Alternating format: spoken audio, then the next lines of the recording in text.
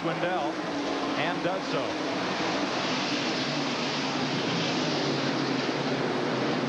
And Ruttman trying to move up on the outside in that red number 84 Ford. Dennis Setzer in the red number 30 Dodge, moving against 37 Bob Strait, just ahead of Mike Skinner. Well, you see Toby Butler now is under Dennis Setzer, trying to take that position away from him. As I said, the preferred line is on the inside, and that's what Butler has right now. That's a heck of a race going on right there. You see Mike Skinner on the outside of Bob Strait, trying to keep Strait a lap down. Butler and Setzer side by side. Ooh, bit of a squeeze there, but Setzer will use Straight's lap truck as a pick and find himself some clean racetrack right behind Dennis Setzer.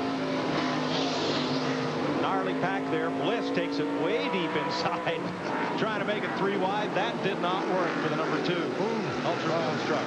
Oh boy, Portgate got into Butler. And 65 Ken Allen gets hard into the nose of Steve Portengate's coffee critic number 83. Traffic backed up. You see some fluid on the track there left from Ken Allen's truck too. When all that traffic bunched up there, Butler had to get out of the gas just a minute, and Portengate tried to make a move under it. You can see the right front there. That's when Ken Allen hit him, but Portengate just nudged Toby Butler and got them both out of shape. Portengate went up into the marbles, spun it around, and got whacked. Doug, most of this racetrack's 80 feet wide, but oftentimes just not enough. No, them guys did a good job of, that could have been a lot worse. The guys did a good job avoiding it. Watch this now. You see Butler, he's up on the outside, having to slow down for Straight. Boom.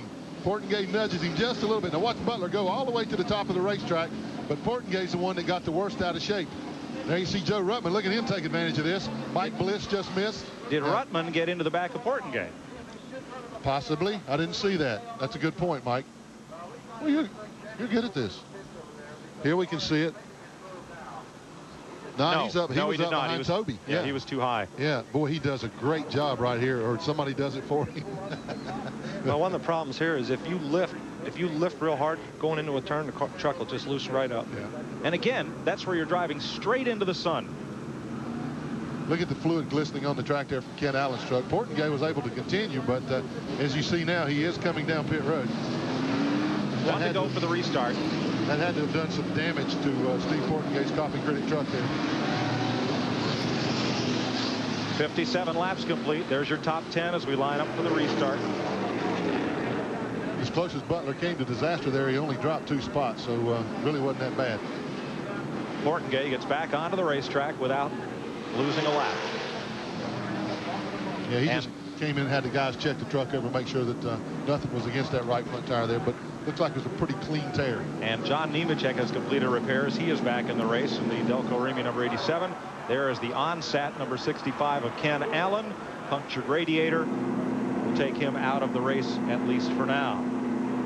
From Ron Hornaday, looking back at second place, Rick Corelli. That wasn't a jump, it was a rocket launch. I think that Corelli would like to have a monitor in there so he can see that coming. And once again, Corelli stuck on the outside of Sammy Swindell. Swindell still the first truck that is 1 lap down. He clears him as they get into 3, as does Bill Sedgwick.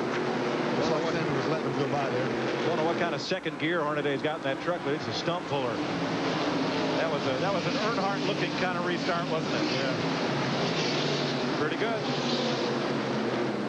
That's got to be a good feeling to know that when you restart, you're going to get yourself a 4 to 5 truck lead advantage every time. I don't think there's anything Pirelli can do with it, whether he anticipates it or not. Look at the glare on the windshield of Mike Skinner as you come down the straightaway between turns 3 and 4. Working around Bob Strait once again. The Target expediting 37. Now, through no fault of his, Bob Strait was the guy that backed everybody up a while ago. He was down on the inside, giving them plenty of room to work. He just backed traffic up, and that's what happened in that last accident when Portengate got into Toby Butler.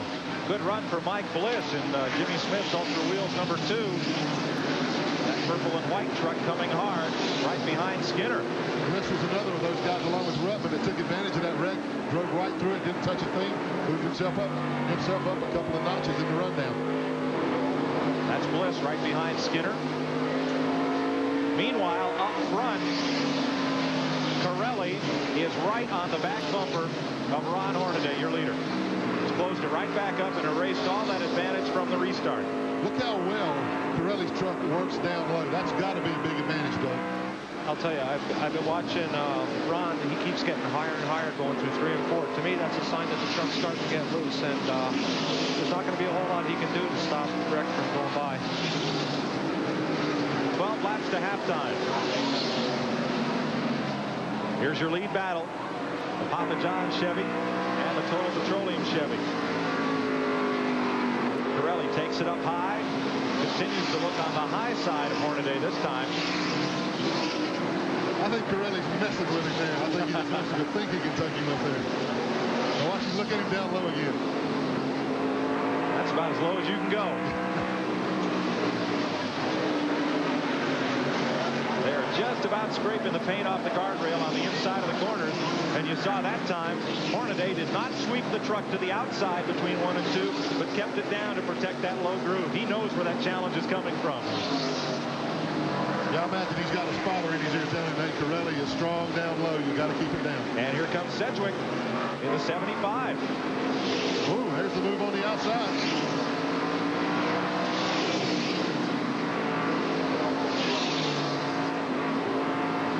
To halftime.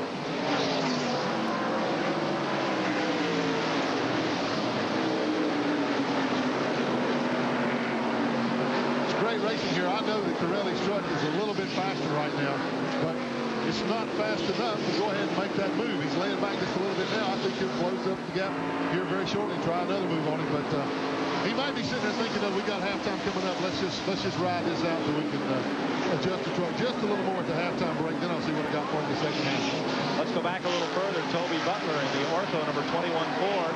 Dennis Setzer in the Taylor Toggs Dodge number 30. They've been battling back and forth and were side by side a lap ago as they close in on Sammy Swindell. Dave Resendiz is right up there as well in the number 7, the Exide Ford. Butler having a little trouble putting the lap on Sammy Swindell. I hope he doesn't get impatient here. Just a few laps left in the halfway mark. And that may just be it, Glenn. 6 laps, and they'll take a halftime break.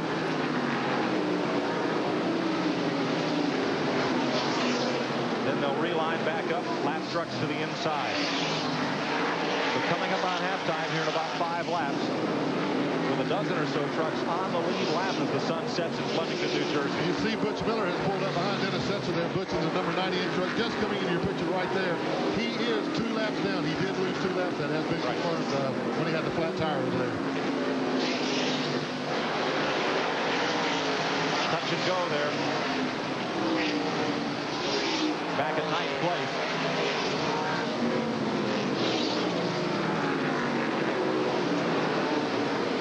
And back up front. Traffic is the only thing that has kept Rick Pirelli from chewing away at the bumper of Ron Hornaday Jr.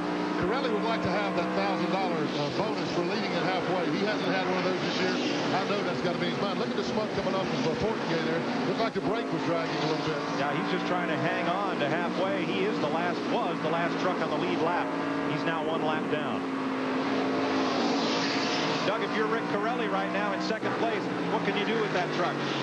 Well, I would keep working the bottom if I was him. I'd stay right on him, stay brutal, but like Glenn said, what's the point? You know, they got the other half of the race to run, so no sense in getting in trouble. But if my truck was a little bit better, I'd like to scrap my stuff right now. Well, the point is that $1,000, and he's going for it. Not that time. Good job by Pirelli getting out of that thing. Uh-oh. Glanville. The coach. No caution. He's cautioned now. He's driving it away. Caution at lap 74. Make that at lap 75. So we'll check with the NASCAR officials, but as to see whether or not they paid out that halfway bonus money at lap 75, because we are halfway. Yeah, I think they're going to go ahead and count that as a run to halfway, Mike. It's we'll get a ruling on that as Jerry Glanville tries to restart his Ford. Doug Rickert, crew chief for Ron Hornaday Jr., calling the shots as they will come to pit road for the halftime break next time by. You see the red flag waving there. So it's halftime here at Flemington, New Jersey. Kind of a Mike, during that interview that Randy did with Rick Pirelli, Pirelli told us that the truck was a little pushy and he was the only one that was able to stay as low on the racetrack as he could.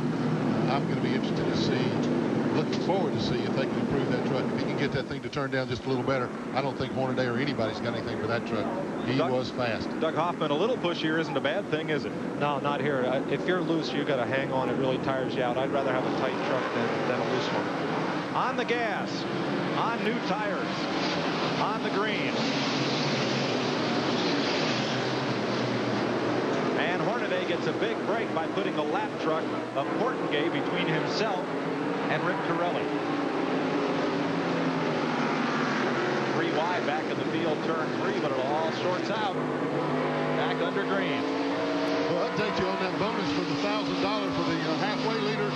Since the caution fell at the halfway part, they're going to run 5 green laps. The guy that leads the 5th green lap will be the winner of that $1,000 bonus. Hornaday looks like he's got it in the bag right now. All right, now Randy, during the break, they had the left side up in the air on Skinner's truck and the hood up. What did they do? Well, that's exactly right, Mike. What they did was they added a half of rubber to the left front spring. And what that's going to do is try and loosen them up a little bit somewhat, but they don't want them to get too loose getting in. That's what they're concerned about. They're hoping that it's going to correct the problem just a little bit. Seems like he's getting around just a little better than he was before, but we'll have to wait here. This race stretches out a few laps. Skinner has 6 wins. That leads the league. Furthest back he started to win was Phoenix, 16th. Came up front to win it.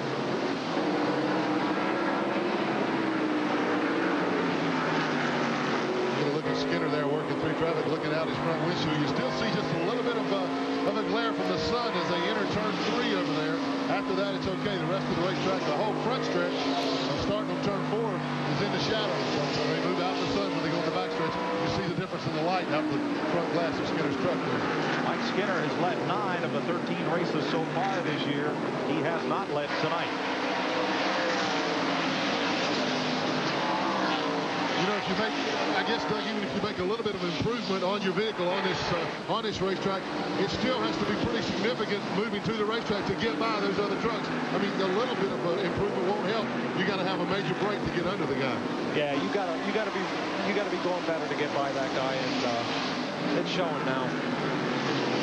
Well, if you had to pick, would you rather be better getting into the corner or coming off the corner here? Which is hard to say since it's all corner. It's all corner. So if you're good, you got to be good to crash up in 3 and 4.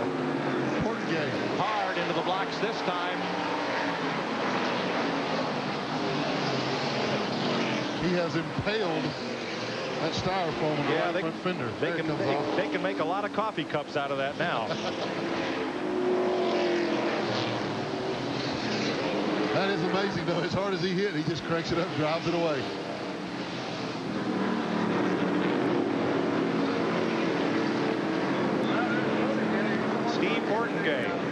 Out of Ukiah, California, brings out the 7th caution here at lap 81. Let's take a look at it here. And look, oh, he's getting lapped, and Bill Sedgwick gets into the side of him and sends him spinning. And remember, Portengay, watch this. Boom. Major snowstorm. Need some coffee in a snowstorm like that. But Portengay was the first truck that was 1 lap down. Trying to let that lead traffic get by him. He held Sedgwick up just a little bit, and Bill got a nose under him, and they got together. I'd like, after the break, I'd like to see him hit that styrofoam again, and I hope every short track promoter in America is watching. The 94 Southwest Tour champion into the fence, Portengay. We'll be right back. To Opryland to join the TNN Salute to Motorsports, August 24th through September 4th. Driver appearances, merchandise, exhibits all throughout the theme park. For information, call Monday through Friday, 615-889-6611. Let's show you this one more time, folks. If you race at a short track or if you happen to promote a short track, these styrofoam walls, they do their job. Once again, you see Sedgwick get into Portengay. Now, Portengay's a lap down. Sedgwick